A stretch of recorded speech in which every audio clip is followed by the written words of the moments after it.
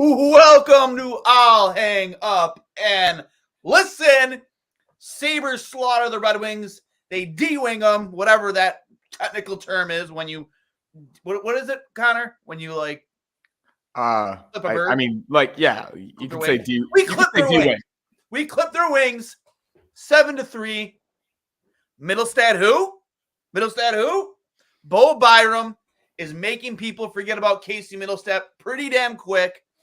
The Dukes of Buffalo, him and Darlene on the blue line, 7-3 win. Losing my breath. But remember, this has been brought to you by Fatty Beer Company, Western New York's premier market and tap room. 8 different locations all over Western New York and 300 beers to choose from. One of Western New York's only kid and dog-friendly bars. Open 11:30 a.m. till 10:30 p.m. and later, 7 days a week with live entertainment, music, and trivia at all 8 locations. Make sure you go check out fattybeer.com, at fattybeer on Instagram and Twitter. And of course, as I tweeted after the game, make sure you get over to Buffalo Logo. They have the best Sabres, Bills, Bandits, Bisons, all of your Buffalo sports merch there is available. Get your hands on the goated Hashtag Dominator snapback hat, only exclusively available at buffalologo.com. The RJ cap as well. We're reporting that starting tomorrow. And of course, the goated shirts, hats, and hoodies, all available exclusively at Buffalo Logo Co. on Instagram and Twitter, buffalologo.com. Some of the best stuff they have there. They're doing a lot of cool stuff for the Eclipse. Make sure you go check them out at Buffalo Logo Co. on Instagram and Twitter. Connor, let's take your immediate thoughts after my long media ad read, or my long ad reads. Your immediate thoughts after a dominating win from start to finish. Yeah, you could see it right off the jump, right? A minute into the game, Alex Tuch blows past Jake Wallman, gets the first goal of the game. And it's obviously something they've struggled to do very often this season, especially at home. Get that first quick goal. And yeah, I think right after that, or even before that, I thought they had pretty good puck possession. They were a different team tonight for the most part in terms of the jump that they had, the buzz that they had, especially in the first and second period when the game obviously was still in reach. So, yeah, I'm not sure what has happened the rest of the year. Maybe it's them realizing that had they lost these games, the season actually would have been over. And it's that sense of playoff urgency that they had at the end of last year. But if they have the hot goalie and the scoring is able to come back, they're only 5 points out, and it's not out of the question. So, yeah, you saw it off the jump tonight. I thought it was a playoff-level intensity. And, yeah, that's exactly the start they need in every single game moving forward. They played with a ton of desperation tonight, man. They played like, honestly, I would say for the first time in a must-win game, like their season was on the line. Like, and we talk about Bo Byram, and I said this in game notes after the second period. I said, you know, that trade may have had a deeper effect than we might even realize, because Casey Mittelstadt, I mean, with how he's performed the last 2 years, I think people just assumed he would be on this team in the long term, right? Like, how can you trade a guy with his 5-on-5 numbers? How do you trade a guy who's just been so consistent over the last 2 seasons? You could still control his rights. He was only an RFA. You could always let him go to arbitration and sign that deal. You always assume that even during the regression that Casey Mittelstadt was the constant and he was just going to be here. He was going to get an extension. You saw Tage get the extension. You saw Cousins get the extension. Samuelson, Power, Darlene, all those guys. Not to mention Casey was Darlene's like best friend. So you assume that guy was going to be around. Now he's not. Kevin Adams traded that guy. So you wonder what type of an effect did that have in the locker room? Because if he can get traded, anybody really can, right? Like, even if, I mean, granted, the difference is a lot of these guys are locked up long term, but I mean, that might not mean squat, because I never thought we actually see Casey Mittelstadt get traded. So maybe that lit a fire under some of these guys, because they have played better for all intents and purposes over the last 3 games since the deadline. For actually, sure. even before then, because yeah, a few days before the deadline. Yeah, for sure. I mean, over the past 10, 15 games in general, their game has improved. But yes. Yeah, I mean, I saw a few quotes from Darlene specifically today that it's been really tough for him. Casey was his best friend on the team. He's been rooming with him. Well, he did room with him, I think, his second, third, and fourth years in the league before he got that big contract, and he can probably afford to live by himself now in this huge mansion out in the suburbs. Zach Benson actually lives with Rasmus Dahlin now. So he's rubbing off on him pretty well. But yeah, I mean, it was tough on, I think, Rasmus and probably a few others, but we haven't talked about this much in the past week. Bo Byram is best friends with Peyton Krebs and Dylan Cousins. Yep. And he knows a lot of the guys from Team Canada coming up through their junior program and playing with them on their World Junior team. So addition by subtraction, maybe, but I just think stylistically, it has really helped this team from a variety of different perspectives. They're playing with a lot more pace. I saw Chad on Twitter say specifically when that trade was made that it might have been a stylistic thing that, yes, Casey is very good at 5-on-5. He's a good playmaker, but he's not the fastest guy in the world. And specifically on the power play, they are using Bo Byram in a way, not only for puck retrievals and bringing it up the ice, but for zone entries and for possession within the offensive zone during the power play. And I think the power plays look so much better. Yeah. Since he's been on it. There's way less pressure on Dahlin to just be the quarterback and be the Josh Allen of the power play and do absolutely everything. He can be a little bit more off in the background while also being a complementary piece to Byram up top. So I think I said it when they made the trade last week. A lot of his game reminds me of Dahlin. He plays in a very similar fashion, especially from an offensive perspective. And you're seeing that a lot, obviously, in these first 3 games. 3 goals and assists, 4 points in 3 games for him. So, yeah, obviously it's looking really good. We see it sometimes with that post-trade bump that guys want to come in and prove themselves. I'd obviously love for him to sustain it. But at this time, there's no real time to think about that. There's 12 must-win games left in the season, and they got to keep this momentum moving forward. And like you said, that could have been the push these guys all needed. Yeah, you see Benny, like the kind of the shake up in lines, where Benny is playing with Skinner. Is it giving it more parity amongst at least the top 3 lines? I mean, it's hard to argue that it hasn't since Donnie has really kind of shaken up this lineup. Greenway slotted back in his normal spot, but Gergensen's the top line. I mean, the only 2 guys only guy that really still isn't like going to the level we need him to down this stretch, and I think we all know why. It's probably Tage, and he still gets his chances. He's still getting his opportunities. Some of them are just not going in. I genuinely do think that guy we've talked about so often that he's not healthy. He's not playing. He's playing through a couple things, I think. Because right now he's really just a perimeter shooter. He's not getting into the dirty areas in front, but even like I said, he's still getting the opportunities. I would say, from a depth perspective, lines 1 through 4, I would say this is one of the more complete games of the season. Yeah, I mean, especially from a chance perspective early on, they've had so many slow starts, like I said, especially at home. And to have that buzz off the beginning, I think the Red Wings are down pretty bad right now. They've lost 6 straight, haven't won since February 28th. They're coming off a long road trip where they've just been absolutely beaten down every single game. I think that's 6 straight losses in regulation. So in general, I think that's a pretty broken team, and I think Thursday is going to be way different against the Islanders. Even Saturday, once the Red Wings are back home, and hopefully not, I mean, for their case, not for ours, but they're probably going to be a different team as well. But the Sabres took advantage of that. They have some momentum. I think that win against the Oilers on Saturday was massive, especially the way it ended. If I'm being perfectly honest with you, I was watching on my phone while I was on the course, and I turned the game off after Owen Power scored that overtime goal.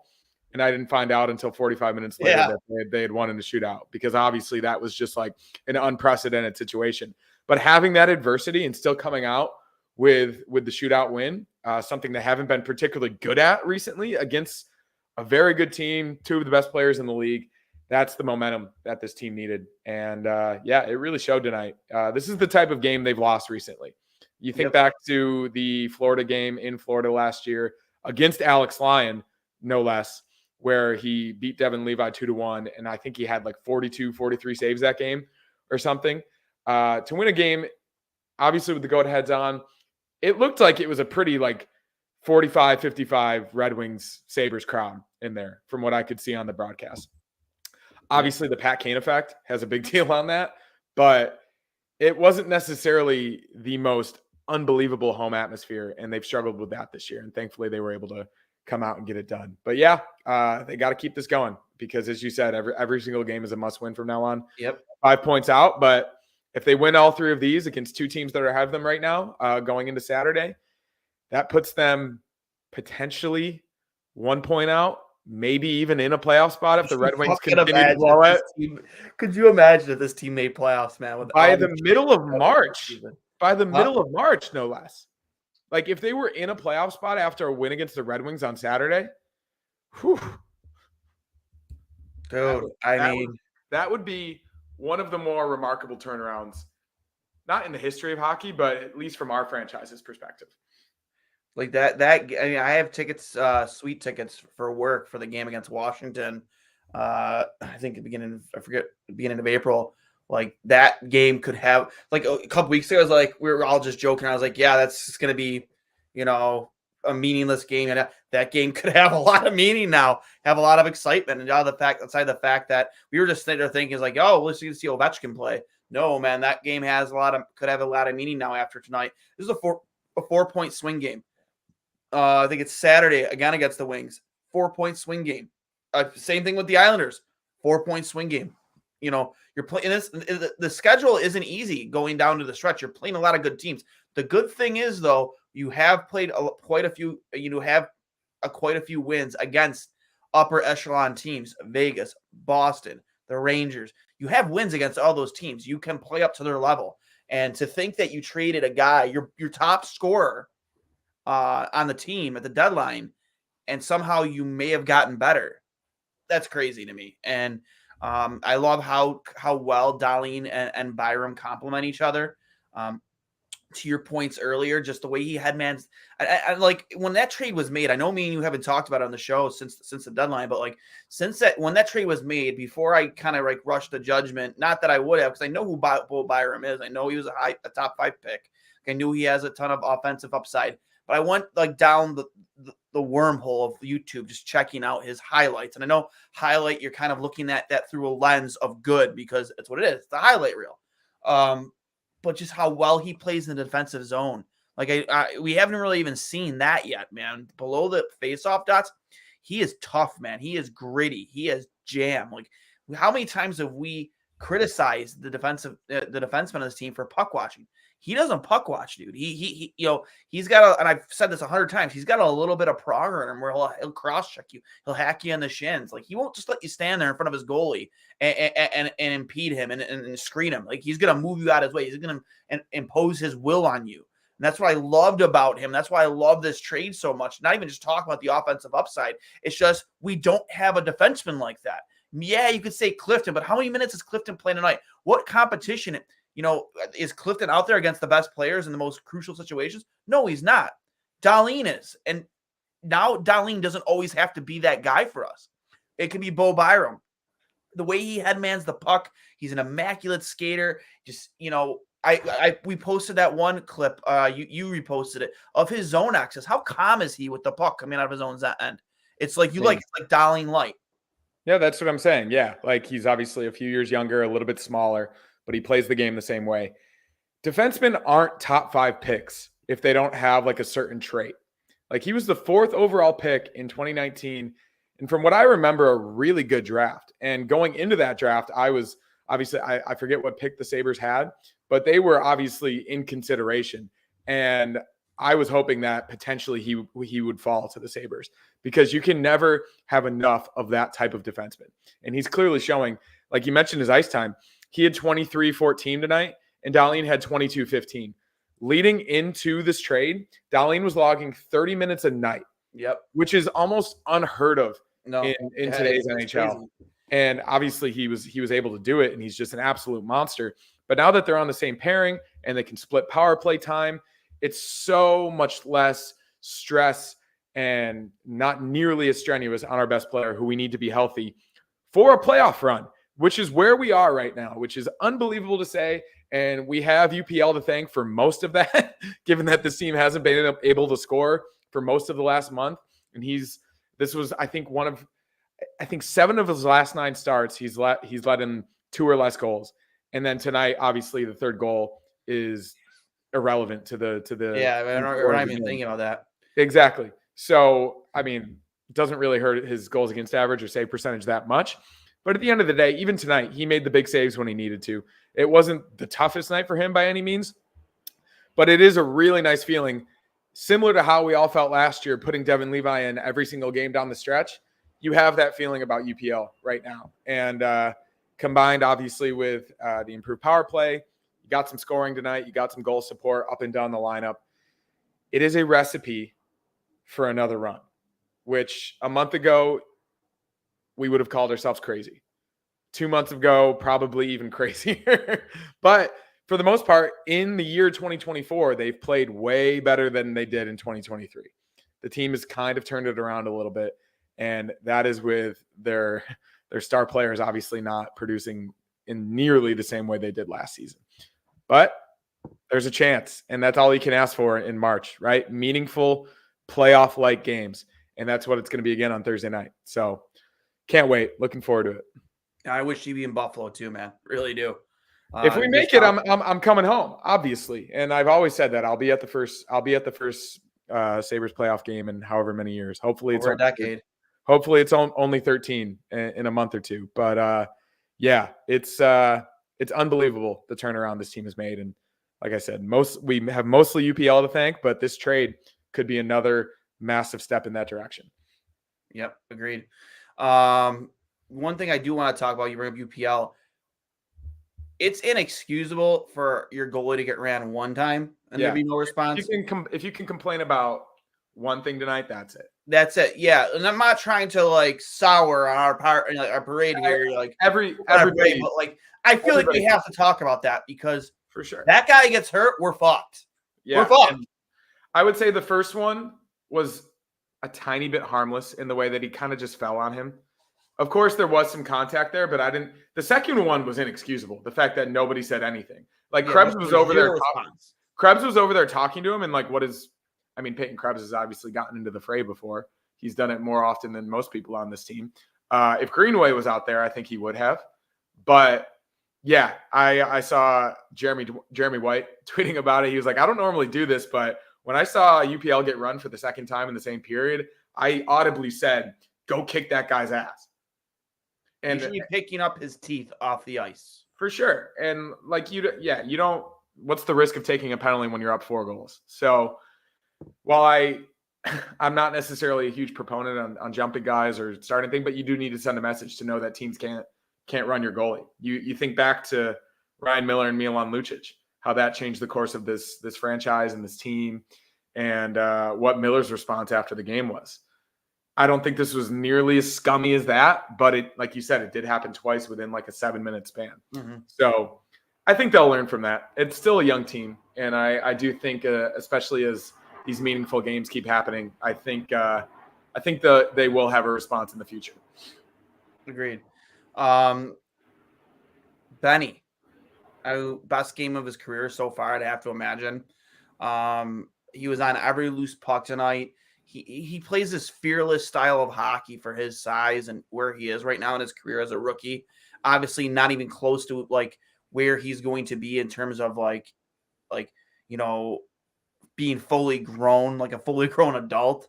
He has probably another 15 to 20 pounds of just solid muscle he's going to put on here the next couple of years. But the way he plays and the fearless style and just being on every puck, being in every scrum, just always being on the boards and fighting and battling. Just is this kid like going to be a superstar? I was talking to my friend about it earlier. I think his ceiling is a tiny bit limited by his stature and his size. Like he's not going to be like a McKinnon or McDavid level superstar. I've always talked about, I think Braden Point is like his potential. And Braden Point is a top 15 winger center in the NHL. So I think he absolutely could get there. The level of superstardom, I think, is definitely like it's capped by the fact that he is so small. But like you said, he plays an aggressive style to the point that I don't necessarily think that him as a player is going to be determined by his production. He does so many other little things around the ice, and especially like his draft grade coming out, his playmaking ability, just because he is so tenacious, is his calling card. And I think that's only going to get better as he becomes more experienced and he knows guys' tendencies, and he's able to do it more in the corners. So yeah, I mean, I said earlier to my friend, I think he's going to be a staple of the top 6 on this team for the next 10 to 15 years. I think he could be a top 3 forward on the team because he is obviously one of the best prospects in hockey already in the NHL, which never happens for a guy drafted below the top 10. So yeah, it's obviously something to be really excited about for the future. And same with Bowen Byram. He's 22 years old. So much.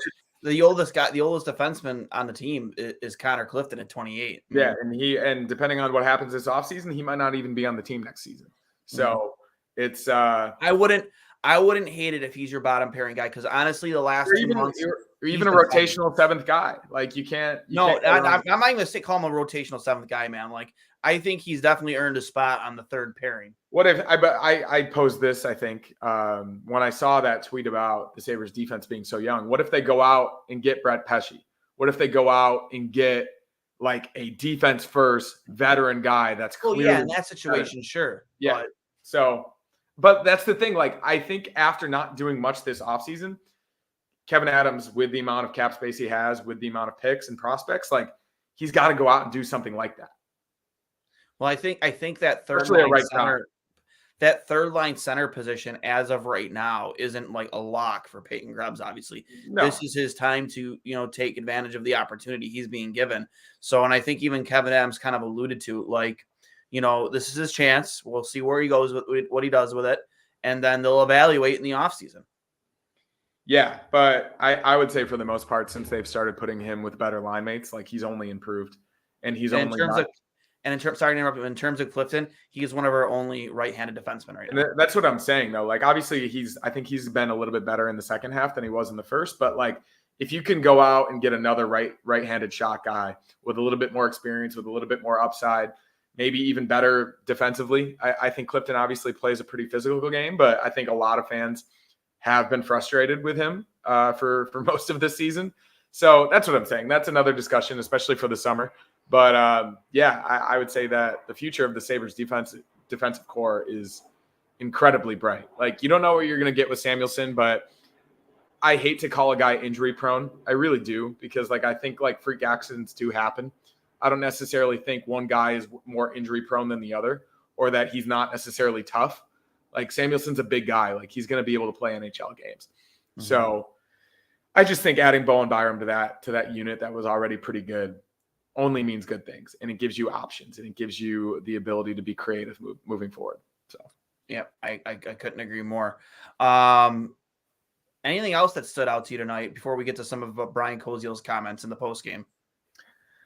I mean, aside from the obvious that we talked about with Benson and Byram, I think Greenway's presence on this team and the way he plays is just absolutely essential. And obviously he signed for another year. Is he signed for another year? I think he is. Yes. So obviously that's good moving forward, and you can handle his contract when you need to. But he plays the type of game that not too many other forwards on this team play. Obviously, he's much bigger in stature. He's a little bit more physical. He gets to the front of the net. But it's something we've been talking about all year long. He had 2 assists tonight, really quietly. But he's consistently, when he's been in the lineup, one of the Sabres' most noticeable and best forwards, I would say, all season. Under the radar, unsung hero type of guy. That another example of a really good trade by Kevin Adams. You basically gave up nothing to get him, and you got him at a time that he was on a downswing in Minnesota, and he's turned out to be very, very good. And I would say a staple of that middle six, hopefully for the next 5 years, because he has something that you don't have. And you probably need more of this summer, that exact type of guy. He plays that Tom Wilson game that we talk about, maybe with a little less scoring upside, but he has made a lot of plays this year. So I can't say enough about his game the entire year, but also tonight. And it was absolutely massive to get him back in the lineup for this game specifically. Yeah, I know Rusek slid in for him last game. And I couldn't agree with you more. Like, Jordan Greenway is just like, he's a utility man. Like, you can put him anywhere in the lineup. He's going to do what he can. Not that he's a top line guy, but he has been there this season. He is trustworthy enough, at least under, in Granato's eyes, where I need you out here in this situation. He goes, let's go, That's what I love about him, man. I hope he's here for a while. I hope he's part of the solution, whether it's this year, next year, the following, whatever it is. And Because I think every successful team needs a guy like him. And I do think Tuck looks a little bit better. Yeah, Obviously, looks healthy. He had that tough start to the year, but even that burst on his goal to start the game, like I think we've known him to be a very good skater throughout most of his time here and most of his career in the NHL. But you saw that level of speed that is almost unmatched throughout the league from anyone not named Connor McDavid. So if he's able to be at full strength, which I think he is, he's scoring more goals. I think he's got 19 now. So a 20-goal year, I think everybody would be happy with from Alex Tuck, which he definitely will get. But yeah, you can see how important he is to this team, not only from just a pure production standpoint, but just the vibe of the team. I think he's a leader. I think he's absolutely going to be an assistant captain when they name Dahlin captain at the beginning of next year. It'll probably be Dahlin Gergensons if they keep him, and Tuck. But even Gergensons on that top line tonight, I thought he played a pretty good role. I think putting him with two skilled guys, the amount of work that he does, the pace that he plays with, is not the worst idea in the world. He gets the puck out of the zone, he gets it deep, he lays checks. He does serve a role, as I would say, exhausted as a lot of fans probably are seeing Zemgus Girgensons in the lineup. They didn't trade him at the deadline, and I do think that means they might want him to stick around for longer than everybody imagines. Here's a good question from Carl Wampler. Do you call up Levi to give UPL a break for any remaining back-to-backs? So I was wondering how many more back-to-backs there are. I guess, yeah, it's coming up next week. So it's a must-win, right? Like, yeah. You know. And it's on the road against the Canucks. So, yeah, I would. Yeah, I agree. But I don't necessarily think it was Comrie's fault the other night against the Predators. No, it wasn't. No. They played like trash. At the same time, he's 1-7 this year with a 3.89 and an 8.8 save percentage. Like, as much I don't think it's on him, the upside that Levi gives you in a must-win game is way higher. Comment here from Hudson. Pay Bo whatever you want. This guy is a franchise-changing player. If Byram keeps this up next year, what will his contract possibly look like, in your opinion? Much like Owen Powers, right? I saw earlier. Chad's really good with this online. He said somewhere in the 8s. So I would compare it to probably what you would pay Owen Power. He's 22 years old. Yeah, like the ceiling for him is Dahlin's. He was the 4th overall pick. Like that's why when this trade was made, everyone loves Casey Mittelstadt, and I love Casey Mittelstadt. I think he's an amazing player. My initial reaction was one of pure excitement, because you weren't going to trade Casey Mittelstadt for anything other than the upside that Bowen Byram gives you. And the fact that Kevin Adams was able to pull that off from a cup contending team, from a guy that helped them win a cup 2 years ago, I think was really, really impressive, and was about the highest ceiling he could have gotten for a guy like Casey. So, yeah, I think it's similar to Dahlin in power, which is crazy to say, but I think everybody has seen it in his first 3 games, right? How good he can be. He can be so good, man. And like, just we already talked about it. We'll talk about it again real quick. But like, how when's the last time you saw a defenseman go to the net like this often? Like he does. He doesn't, not just once in a while, and he does it every single. I think they're giving him a bit of a free rein to do it a little bit. I don't think he's going to be doing this his entire career. I think right now, given the trade and where they are in the standings, they're just saying, like, hey, man, like, they're not probably going to expect this from you. Like, just go. Like, you obviously have the talent and the ability to do it. And if they are doing that, like, I commend them. They should have done that with Dahlin the entire season. And it's kind of why Kruger was so bad with Dahlin, is because he didn't let him do that. But yeah, like, obviously his upside when he's able to jump into the play like that is unbelievable. And what he did so well with the Avalanche was score goals. Like, he's a very good score goaler defenseman. Goal scoring defenseman. Even on that second goal, you could see like his instincts. Yep. Going to the net on a rebound Great as instincts. a defenseman, like it is unheard of in this day and age for anyone not named like Cal McCarr or Quinn Hughes. Even is more of a playmaker. So yeah, I cannot be more excited for him moving forward. some comments from Granato on from the post game. Granato on Zach Benson. It's a good night for him. He's put a lot of work in, lots of detail for his game. He's earned it. Granato says Byram fits in perfectly with the style of play. Call back to what we talked about earlier. Style of play that they hope to play. His ability to play that dynamic up-tempo style is what he loved about him. Says it's not that big of a surprise but playing with Darlene has helped. They read off each other so well. Granato on guys playing hard with effort. They want ice time. We have lots of guys in the lineup that want more ice time. There's reason for guys to be excited. Clearly, guys are playing with the passion we want. Yeah, I mean, it's internal competition. I mean, that's the best thing for a team like this. You could tell early that we were on our game pretty good. You never know until 7 o'clock that you might get what you might get, but we were on one tonight. More from Brian Koziel, looking from our Friday. Byram says they're lucky to be playing teams they are chasing in the standings. It's a big stretch of hockey for them. Says he doesn't look where they are in the standings. He hopes they can string in some wins together here now. Also from Byram, it's good to contribute, but at the end of the day, it's a win, which is most important. You got to love everything there from Bo and Byram. There's still more here too, but I'll let you get your thoughts on that first. Yeah, I mean, it's the Bills mentality, right? That when they went 6-6 after the bye, that really crushing overtime loss against the Eagles, they knew coming out of the bye going against the Chiefs on the road that they had to win that game. That was a playoff game, and they were able to parlay that into 5 straight wins. And of course, they weren't able to beat them in the playoffs. But that run at the end of the season, after everybody counted them out, I think they had a 5% chance of making the playoffs after that loss to the Eagles. And the Sabres coming into tonight had a 1.4% chance of making the playoffs before this game. I'm not sure what it is now, but if they were to beat the Islanders and the Red Wings these next 2 games, I would be not surprised if it was like 25% because of who they're playing in the standings. They've got a West Coast swing coming up against the Canucks and the Oilers, so that changes things a little bit. But these next 2 games are playoff games, and it's a mindset that you saw from the opening puck drop tonight. Every game's a playoff game. Yeah, and I mean, of course, they've dug themselves into this hole, and it's a product of their inconsistency the entire year. But over the course of the past month, they obviously finally won 3 straight.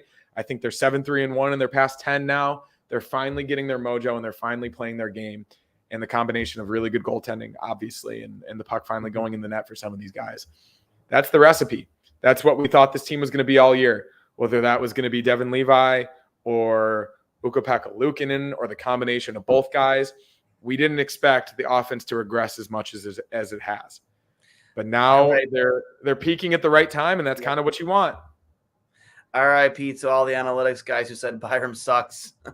And I'll say, like, he didn't have the best season leading up to this. He was not healthy for a little bit of it. I think that he was playing a different role on the Avalanche than he had previously. So when you have guys that are on that blue line already that kind of have the role, you're not cracking that top pairing. Like Devon Taves and Cale Makar are going to play together on the Canadian Olympic team in 2 years. And Devon Taves is one of the best defensemen in hockey. So he's kind of like what for Cale Makar, what Samuelson was for Darlene last season. You know what I mean? Like, so guy who allows Darlene to be spectacular. And you're not cracking that first power play unit either. No. So as good as he was in their cup run, helping, and I think he had nine assists in 20 games played. That's a tough team to stand out on, given how good and how talented they are. And I think he was excited as he was to come to the Sabres, not only because Cousins and Krebs were on the team, 2 of his best friends, but I think he knew what his opportunity could be. Of course, like Owen Power and Rasmus Dahlin are already here, but I think he sensed that he could be a top of the lineup guy. He could be on that first power play unit. He could make an impact in a way that he couldn't with the Avalanche. So yeah, I think the initial reaction, obviously, given his injuries recently and the way he's been playing, wasn't good. But I think real intelligent hockey people like us knew that the ceiling was higher than what was initially perceived. Yeah, and I like this comment here on YouTube from Abstracted. going to the Oilers game, hopefully it'll be the first time that I go to a game in person that has meaning. How awesome is that going to be if they can get 3 in a row here? Games that are going to have meaning again. I think that Oiler game, it's in Edmonton. So unless our commenter is in Edmonton. But yeah, I mean, you have the Kraken, the Canucks, and the Oilers. Gosh, Western Canada swing. Kraken, Canucks, Oilers, and Flames next week. Yeah, we have that West Coast trip. They've played well in Western Canada in recent seasons. Yes.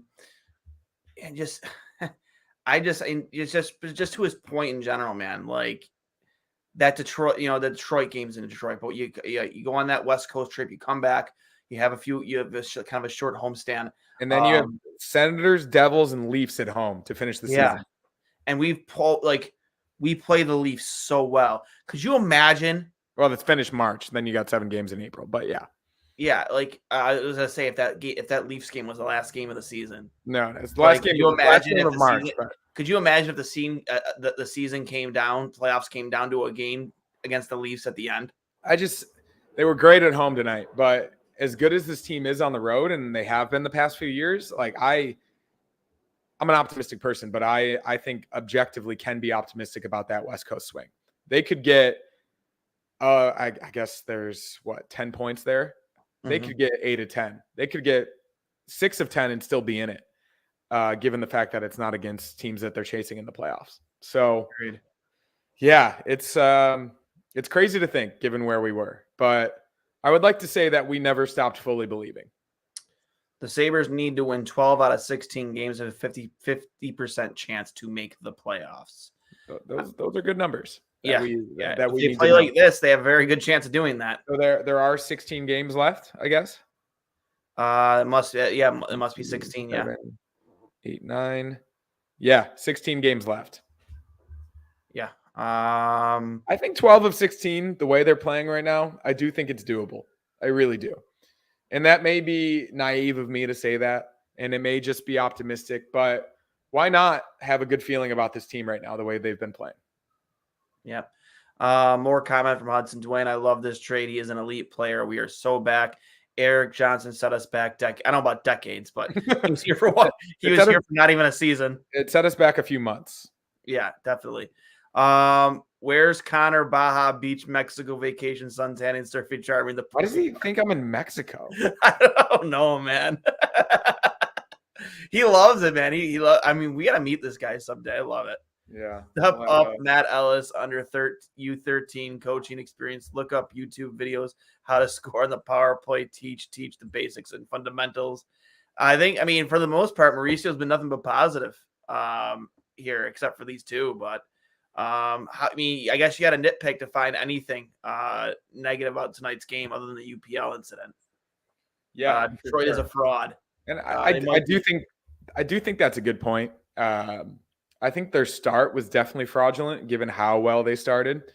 And I think Kane gave them a little bit of a jump, like obviously signing a player like that and as well as he's played.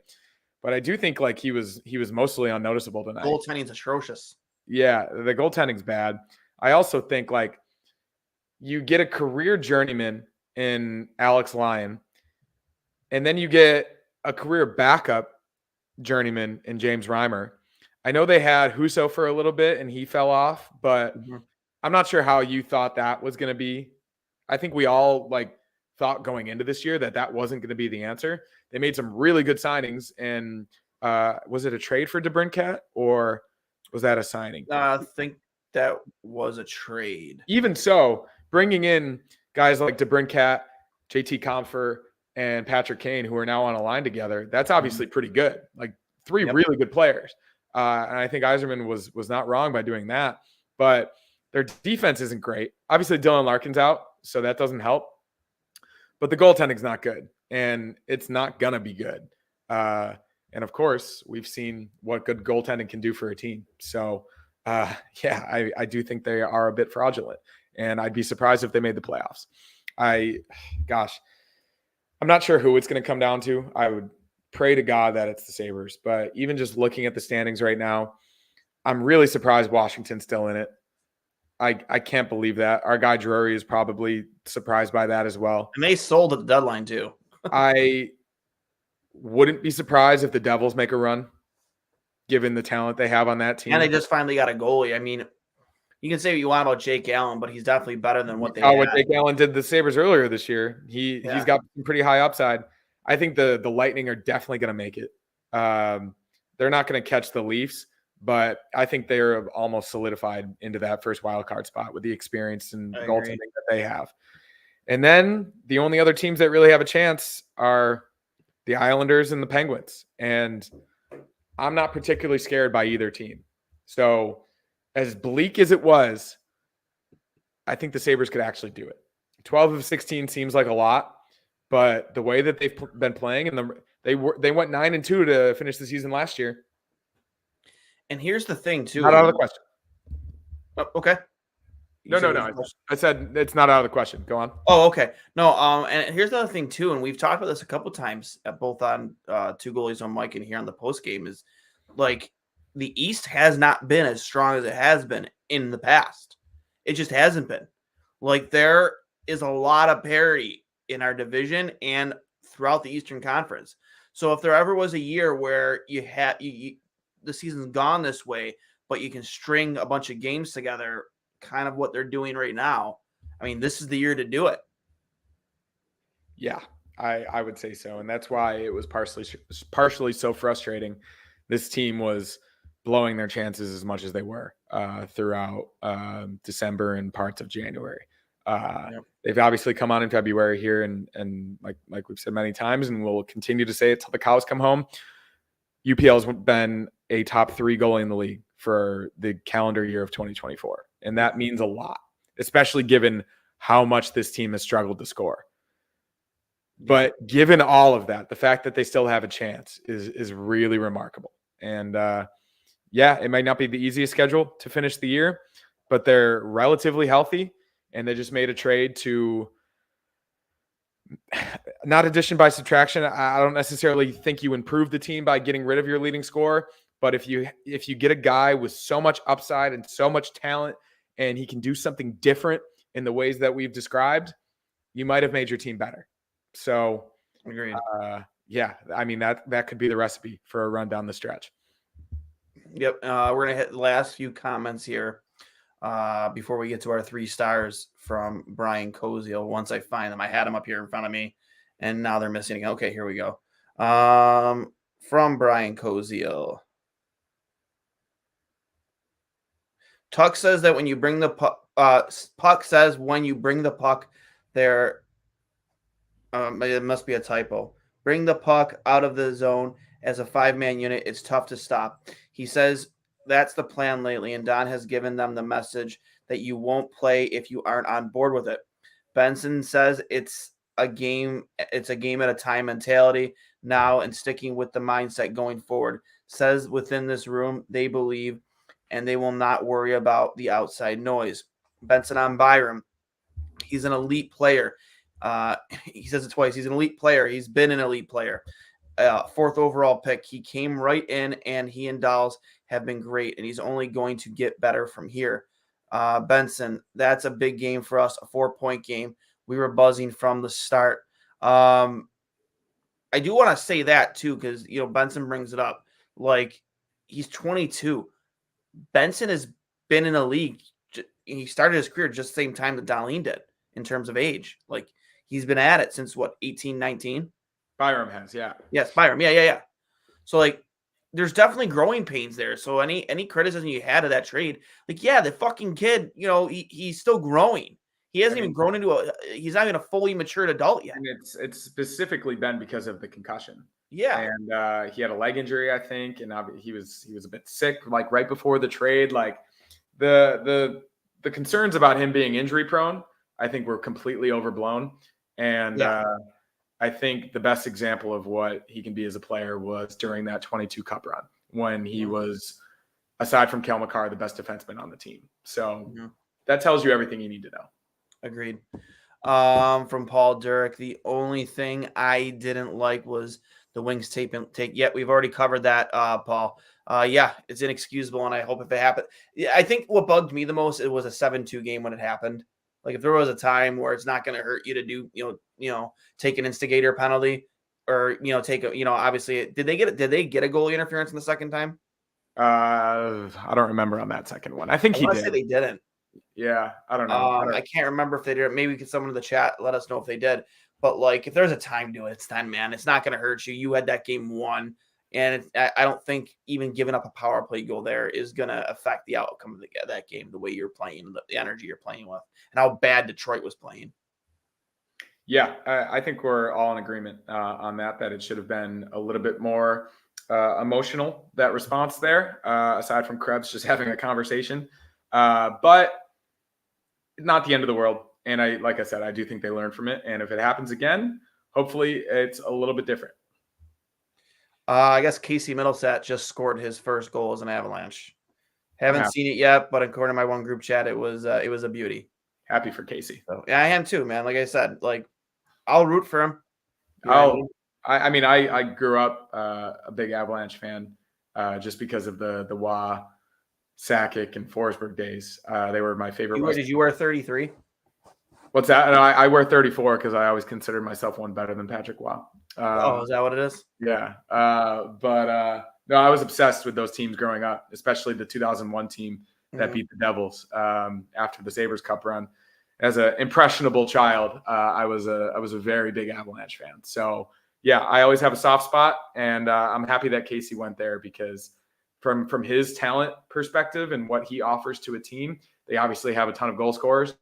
I think he's going to thrive there, and I do think he's going to be really, really good there long term. So I hope he continues to have success, and I hope he has success unless he plays the Sabres in the Stanley Cup final, which, if that happens this year, buckle your seatbelts. Don Granato, Coach of the Year, right? Yeah. I'm watching the replay of the Mittelstadt goal, and it is a beautiful goal. I don't know who made the stretch pass from the blue line. Are you able to pull it up on screen? I can if you give me one moment. I'll bring it up. Give me 1 second here, guys. We'll bring up the Casey Mittelstadt's first goal. Not that we want to even think about that. Let's see here. Where are we at? Okay. Share screen. Here we go. Oof, he looks fast. Yeah, man. He was motoring. I don't know if you can see that or not. I'm gonna try and not play audio because I don't want us to get in trouble with YouTube. But for those watching, that I don't know who made that stretch pass right here, but hits him right ahead of the blue center ice. And you ever see him skate that fast in Buffalo? Holy shit! I mean, he I don't know if maybe he talked about the intense practices as soon as he got to Colorado. So maybe his conditioning's up a little bit. But that's a beautiful goal. Like that's the thing with Casey. He's got spurts, especially from a goal scoring perspective. I think he needs to shoot a little bit more, but his strength is going to be as a playmaker, and he's surrounded by other playmakers too. That's an unbelievable pass, and he's really good in time and space. So I wouldn't be surprised to see a lot more of that in the future. Connor Red Baron, Red Rocket, Governor of California. I have no future in politics. Yeah, me either. I want nothing. I despise politics. Your 3 stars. As I mentioned, I'll go with Greenway, number 3. I think getting him back in the lineup was huge. His presence physically, he had 2 quiet assists, but what he adds to this lineup doesn't you don't really see it anywhere else with his physicality and his forechecking, his ability to get in front of the net. So I think that was huge to get him back tonight. I'll go with Byram, number 2. Obviously 2 goals, but multiple chances, just continuing to make his presence felt. Leads the team in ice time over Dahlin, which is really unbelievable in his 3rd game as a Sabre, getting power play 1 time, and, of course, showing unbelievable instincts on both goals, both rebounds, nonetheless, from a defenseman. And then I think you got to give it to Benson, number 1. 3 points in the first period, pounding pucks all night, playing like the pest that he is, and really showing you what he is as a player, as he has for most of the year. I think he has been quiet in certain stretches, but that's to be expected from a 5'8", 18-year-old in his first season in the NHL. So, obviously Zach Benson had an unbelievable night. Best game as a Sabre. So, that's a no-brainer for me. Yeah, honestly, I'm gonna roll through mine right here too. I mean, no surprise, and I again, like, I try and have a little bit difference between me and you, but it's really this was super easy for me. We're gonna go Jordan Greenway, 3rd star, because I love the guy, utility man. He's got every tool in the toolbox that you want as a coach. Bo Byram, 2 goals and an apple of the night. Again, just really just opening things up for Buffalo. I don't think he got credit for an assist. He didn't. Oh, okay. All right. Yeah. I thought he did get a yep. So that's on me, guys. 4 shots on goal and a +4 is not bad. I thought he had an assist tonight. I thought I read that he did have an assist. So let's fix that. Boom. Dave, give him a +4. 2 goals. There we go. And you spelled his name wrong. Oh, gee. Oh my God. That is autocorrect, bud. That is autocorrect. No. That is autocorrect. I know you know how to spell his name, but you know. Yeah, get out of here. Technology. Murphy's Law. And then, I mean, honestly, how can you not give Benny the Butcher the 1st star of the game? I mean, 1 goal, 2 assists, but as we brought up to start the show, just like on every single puck, like, you know what I mean? Like he was winning every battle, you know, on the walls. Like, he's such a pest out there. He's such a pest. And I think living with Darlene and just having like that type of an attitude rub off on him, and a guy who has gone through the growing pains and did play as an 18-year-old, I think that is going to, help his game, even though it's, a defenseman rubbing off on a winger. It's going to help his game so much going forward. Yeah, I agree. I think he's largely been really, really good this year, but he's only going to get better. And I can't wait to see what he grows into. But tonight is an example of that. I was just thinking as you were finishing up, of course it would mean a lot to end the drought, but it would be an unbelievable development if they were actually able to make the playoffs this season. Not only from ending the drought, but just like the pressure that takes off the organization. Finally having that out of the way. You get the new scoreboard next season.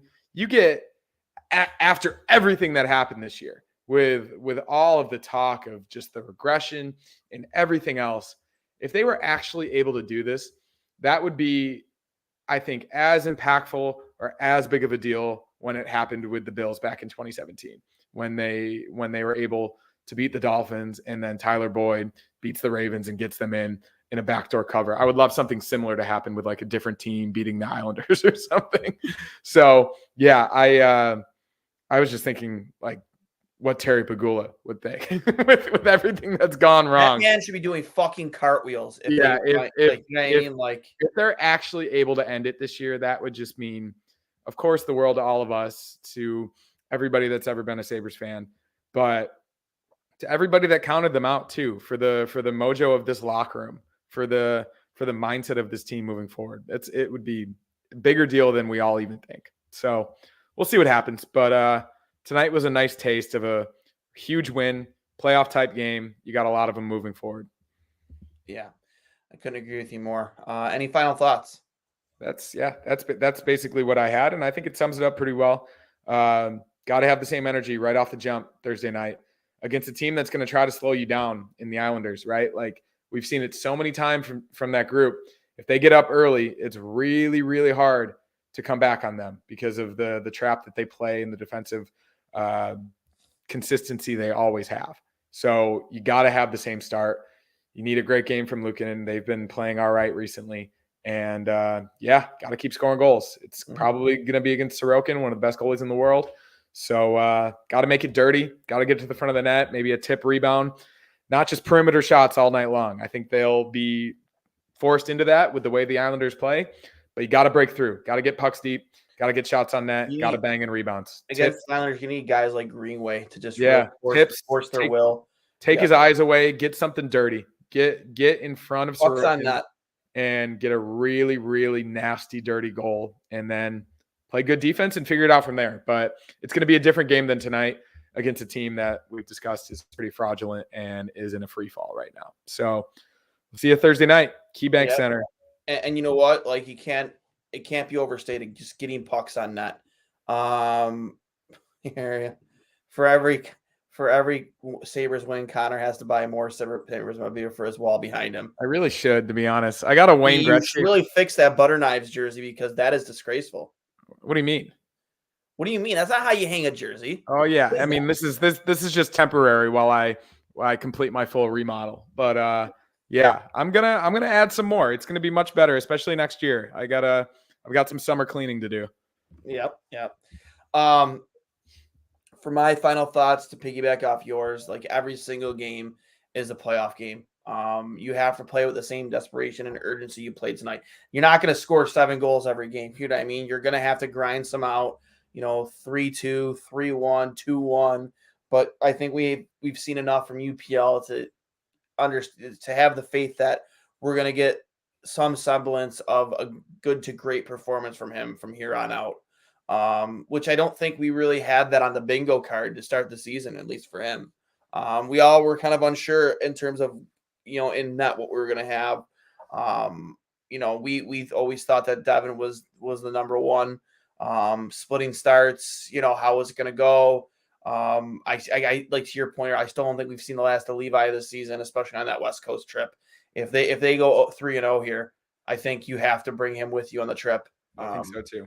And, I mean, the Amerks are in a playoff run themselves, but that obviously doesn't matter as much. And he's been tearing it up. He's been tearing it up down there too. He's done everything that he's needed to in this type of developmental stint. And as we said, the ceiling for him to have a good game is obviously way higher than Comrie. And we've seen him do this exact thing this season. They sent him down to the AHL. He came back when UPL was sick or hurt, and he had a really good game against the Bruins. So, yeah, I that's a really, really shrewd comment that we had earlier. I think they absolutely need to do that, and I hope they do. Couldn't agree with you more. We will see you guys on Thursday night. Remember, this is brought to you by Fatty Beer Company, Western New York's premier market and tap room, with over 300 beers to choose from at all eight locations.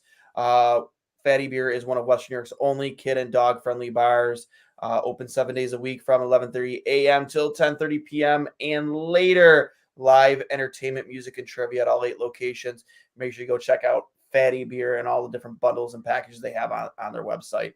fattybeer.com, at Fatty Beer on Instagram and Twitter. And, of course, Buffalo Logo Apparel, exclusively carrying 2 goalies, one Mike merch. The goated Hasek Letterman hat. Connor, we got to get you one of these very soon. The RJ cap, which we haven't advertised yet. Look out for that soon. And of course, as you guys have seen 100 times, the GOAT shirts, hats, and hoodies now available. Now the shirts are available in long sleeve. They were not available before in long sleeve, so that's exciting for me. But Sabres win 7-3. We were on to the New York Islanders. Is it in New York? No, it's in Buffalo. It is in Buffalo. Oh, it's right. Detroit is the next away game. We will see you guys Thursday night for Alling Up and Listen. As always, go Sabres.